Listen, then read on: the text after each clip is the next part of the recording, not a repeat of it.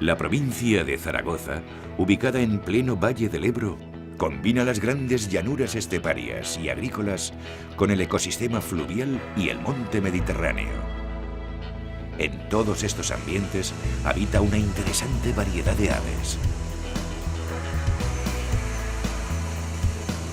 El río Ebro, con sus galachos, constituye un hábitat que acoge a buen número de aves acuáticas.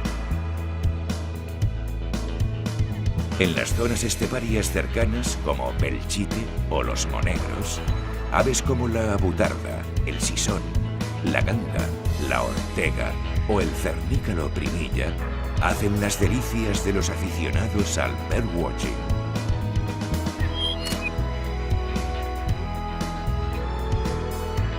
También las rapaces forestales pueden ser avistadas en Pinares y Sabinares Isla de la provincia de Zaragoza. Otro paraje muy cotizado por los amantes de las aves es la laguna de Gallocanta y su entorno, en la que las grullas y las abutardas son sus principales protagonistas.